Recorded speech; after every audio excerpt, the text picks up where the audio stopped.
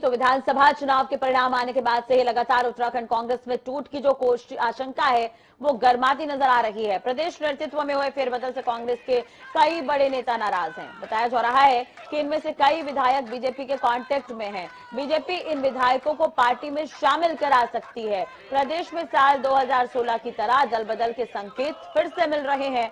माना जा रहा है कि कांग्रेस के 10 विधायक बीजेपी के कांटेक्ट में है, ये जल्द ही बीजेपी से जुड़ सकते हैं। इनमें 5 विधायक कुमाऊं और 3 गढ़वाल के बताए जा रहे हैं।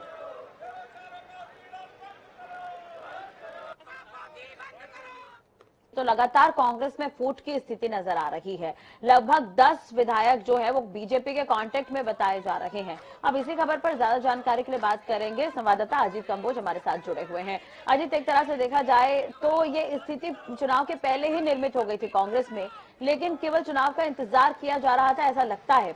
लेकिन अगर 10 विधायक जो है वो कांटेक्ट में है बीजेपी के, तो यह बड़ा फेरबदल इसे कहा जा सकता है कांग्रेस में। बिल्कुल, जिस तरह से अगर देखा जाए उत्तराखंड कांग्रेस की बात की जाए तो चुनाव में हार का सामना कांग्रेस को पहले ही हो चुका है, लेकिन उसके बाद से ही विधायकों की अगर बात की जाए तो 19 में से 10 ऐसे विधायक हैं जो सीधे तौर पर मुखालफत कर चुके हैं। और आज की अगर बात की जाए तो एक जानकारी आ रही है कि गोपनीय बैठक राजधानी देहरादून में हो सकती है। लेकिन राष्ट्रीय इससे पहले एक और बड़ी खबर जो सामने आई है वो है कि 12:30 बजे कांग्रेस के नवनियुक्त प्रदेश अध्यक्ष करण महारा पत्रकार वार्ता करने वाले हैं, और पत्रकार वार्ता के माध्यम से हो सकता है कि जो नाराज विधायक हैं वो उनके साथ पत्रकार वार्ता में शामिल हो। एक तरह से डैमेज कंट्रोल के तौर पर इस पत्रकार वार्ता को देखा जा सकता है जो 12:30 बजे होने वाली है। तो कुल मिलाकर अब स्थिति क्या है कांग्रेस की, ये अभी तक क्लियर नहीं हो पाई है, लेकिन इतना जरूर है कि कांग्रेस में बगावत के सुर लगातार उभर रहे हैं। जी चले, लेकिन अगर अजीत हम बात करें एक तरह से तो कांग्रेस की जो कार्यशैली है जिस तरह से, तो अगर 10 विधायक टूट जाते हैं तो कहीं ना कहीं कांग्रेस जो है बैकफुट पर पहले ही आ गई थी चुनाव के बाद, लेकिन अब कांग्रेस की स्थिति और कमजोर होती नजर आएगी। कुछ बड़े दिग्गजों की तरफ से क्या किस तरह का स्टेटमेंट इस पर सामने आया है?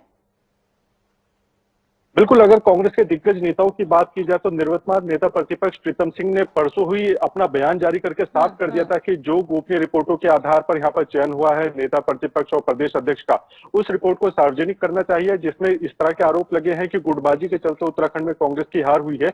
और सीधे तौर पर कहीं ना कहीं इसमें प्रीतम सिंह पर भी निशाना साधा गया। तो प्रीतम सिंह ने अपना इस्तीफा देने तक की बात की है। और साफ है कि उसके बाद से ही लगातार, चाहे फिर द्वाराहाट विधायक मदन बिष्ट की बात हो या फिर धारचूला विधायक हरीश धामी की बात हो, सभी लगातार विरोध कर रहे हैं। और राजधानी देहरादून में बड़ी बैठक की जानकारी भी सूत्रों के हवाले से आ रही है। तो कहीं ना कहीं 19 में से 10 विधायक अगर इस तरह की बातें कर रहे हैं तो साफ है कि कांग्रेस के अंदर सब कुछ ठीक नहीं चल रहा है।